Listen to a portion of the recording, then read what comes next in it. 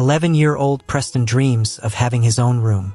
The boy's father is obsessed with business and wants his children to learn how to earn money on their own. Preston's older brothers constantly turn his room into an office, set up a computer, even though they don't know how to use it. Using a voice program that reads text aloud, the boy makes jokes about his brothers, and they get offended at the youngest sibling. Going to a classmate's birthday party, Preston receives only $2, which he exchanges for 6 tokens. While all the other kids enjoy the rides, Preston settles for the baby swings because they are the cheapest. Back home, the boy tries to understand why his parents won't give him any money, since they're not poor.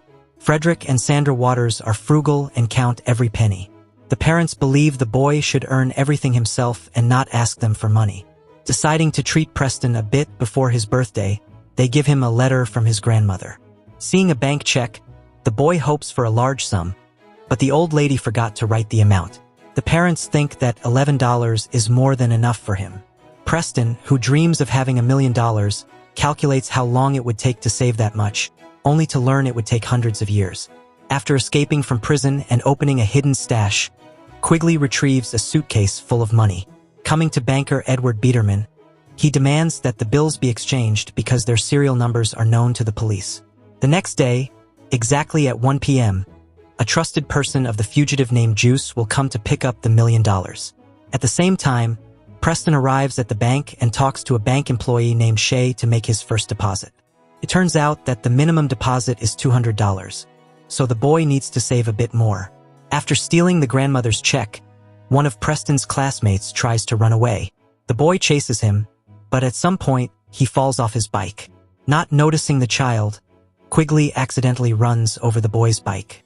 Trying to make up for it, the man gives Preston a check, but when he sees the police, he flees the scene of the accident, forgetting to write the amount on the check. Tired of living by his parents' rules and being scolded for every penny, the boy decides to start a new life and uses the blank check.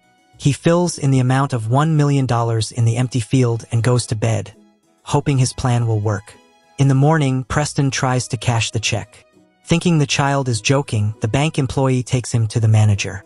Seeing that the check is from Quigley and noticing it's almost 1 p.m., Edward mistakes the child for the man named Juice and gives him the money. Taking $1 million in cash, Preston runs out of the bank. At the same time, Juice arrives at the bank. Edward realizes his mistake, but the boy is already long gone.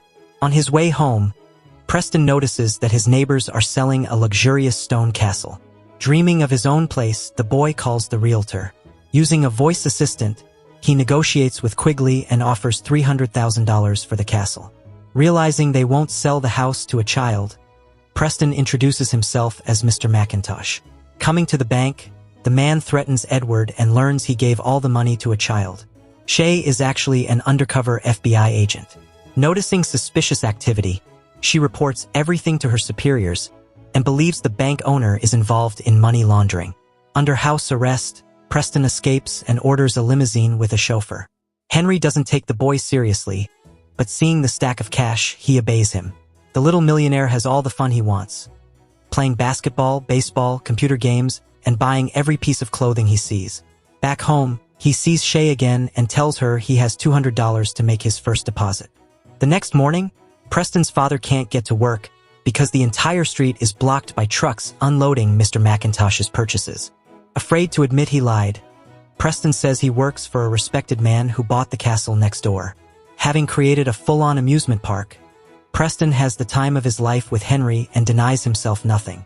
Receiving the money from the realtor who sold the castle, Shay checks the bills and sees that they are marked by the FBI. Learning that the new property owner is Mr. McIntosh, she suspects him of money laundering and develops a plan to catch him. Arriving at the home purchased by McIntosh, Shay hopes to meet him, but only sees little Preston enjoying the mansion. The boy tells her the businessman is busy and invites her on a date.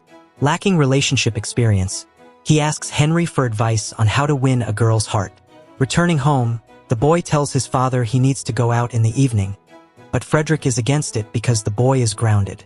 Using a trick, he says he showed his father's project to McIntosh, who is interested in financing it. Moved, Frederick lets his son go, hoping to start a partnership with Mr. McIntosh. That evening, the wealthy kid meets with Shay, treats her to gourmet food, and takes care of her. Feeling uncomfortable, he falls off his chair and suggests they go to another place for burgers. After dinner, Shay and Preston have fun together. Quigley, Juice, and Edward, who have been hunting the boy, finally spot him, but Preston manages to escape. After the date, the bank employee says she'd really like to meet Mr. McIntosh, and Preston invites her to a party at the mansion. Frederick notices that none of his sons are home and finds out they all work for Mr. McIntosh. Preston mocks his brothers, making them do humiliating jobs for a few bucks. Preparing for the party, the boy hires a manager, letting her organize an incredible celebration. Spotting the boy again, Quigley, Edward, and Juice chase him. Trying to escape, Preston loses his backpack and barely avoids the criminals. Noticing that a passerby picked up the backpack, he manages to retrieve the money and flee. The criminals aren't giving up and find one of Preston's classmates, threatening him to reveal information about the boy and where he lives. While getting ready for the party, Henry advises Preston to be careful. Many people in today's world are greedy and only befriend those with money. Meeting with Shay, the boy is upset that she's only interested in the mysterious homeowner. Seeing an attractive woman, his brothers warn Preston that such girls are only into wealthy men. Evening comes, and respected guests arrive at the castle to congratulate the millionaire. Shay puts on a wire and also goes to the party to arrest Mr. McIntosh. The event organizer can't find the guest of honor and asks the boy to settle the bills. Taking the check, Preston heads to his office and finds that he has just over $300 left, while the party cost $100,000. At that moment, Preston's father walks into the office. Not seeing who's in the chair, he asks the man to let his son go home since it's his birthday. Frederick feels like a bad father for always offending the boy and not giving him money. Now he realizes how wrong he was and wants to change his attitude toward his son.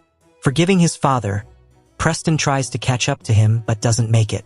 Soon the boy learns that Henry left and believes he's a traitor who was only friends with him for the money. Shay finds the sad boy and wants to meet McIntosh. Realizing that all she cares about is money, he sends the woman away. Returning to the party, the boy announces that the businessman went bankrupt and everyone leaves McIntosh's house. Preston is left completely alone, sad and abandoned.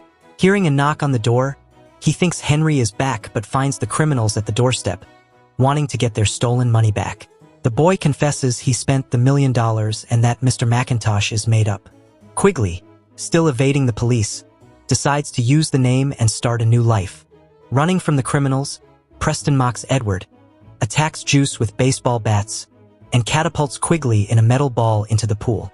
Banding together, the criminals catch him, but at that moment they're surrounded by FBI agents looking for McIntosh. Quigley says he is the mysterious businessman.